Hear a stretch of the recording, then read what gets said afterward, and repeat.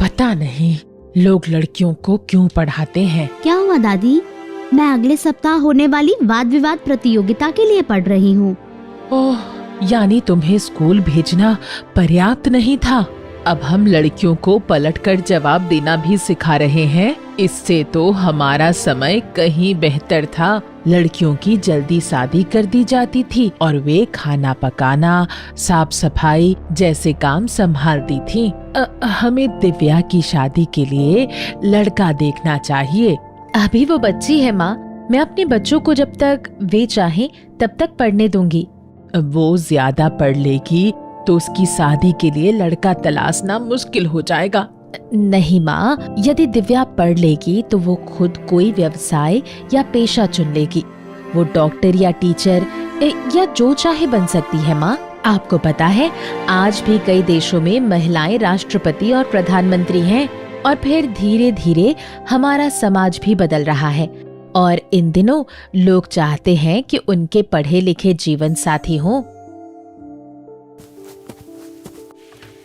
दिव्या, मैं कर लूंगी, तुम जाओ और पढ़ाई करो।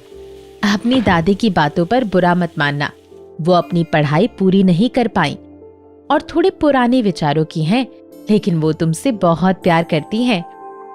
माँ, आप तो जानती हो कि जब दादी मेरी पढ़ाई पर और घर के कामों में हाथ न बटाने पर ताने देती हैं, तो मुझे बुरा लगता है। दिव्या, दुखी मत होना, मैं हमेशा तुम्हारे साथ हूँ और घर के सारे काम मैं संभाल लूंगी। धन्यवाद मेरी प्यारी माँ। मेरा वादा है माँ, तुम्हें मुझ पर गर्व होगा। तुम्हें पता है आर्यन, मुझे कई बार ऐसा लगता है कि मानो लड़कियों का जन्म केवल संघर्ष करने और घर का काम करने के लिए ही होता है। ऐसा क्यों कह रही हो दिव्या? मेरी दादी नहीं चाहती कि मैं पढ़ाई करूं। वो तो चाहती है कि मेरी शादी हो जाए। उनकी सोच बहुत रूढ़िवादी एवं सीमित है। वे चाहती है कि लड़कियां केवल चूल्हा चौका करें और घर से बाहर कदम न रखें। दिव्या, तुम क्यों परेशान होती हो? चलो हम कक्षा में चलते हैं।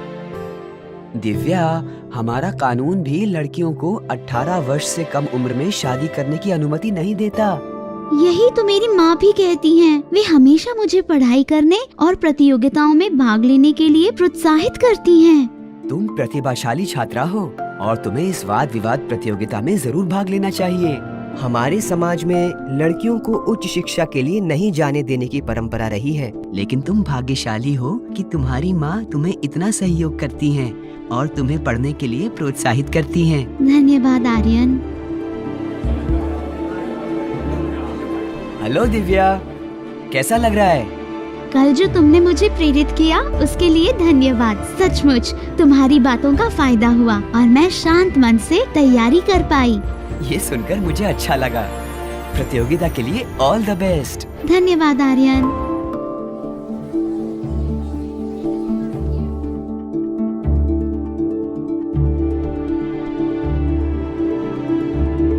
इस वर्ष की जिला वाद विवाद प्रतियोगिता की विजेता हैं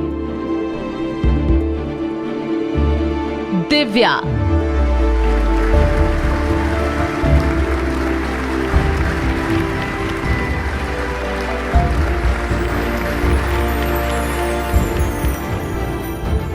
अच्छी शिक्षा होने के कारण दिव्या इतनी जागरूक और आत्मविश्वास से भरपूर होकर बोली, दिव्या, हम तुम्हें 3 साल के लिए स्कॉलरशिप और पुरस्कार के रूप में लैपटॉप देंगे।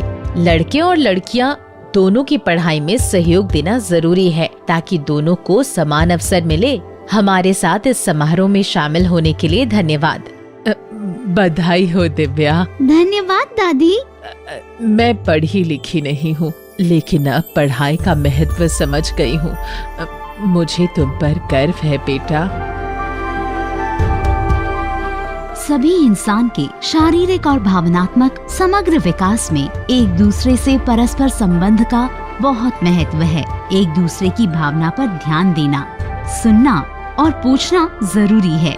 ये कौशल हमें हमारे आसपास के लोगों, दोस्त, भाई बहन, माता पिता या शिक्षक जो भी हों, सबके साथ सकारात्मक संबंध बनाकर रखने की क्षमता देते हैं। हमें दूसरों के प्रति सहानुभूति होती है और भावनात्मक संबंध बनता है। इसके बाद हम उनकी जरूरतों को लेकर अधिक संवेदनशील होते हैं और इससे हमारे बीच अटूट संबंध बनता है।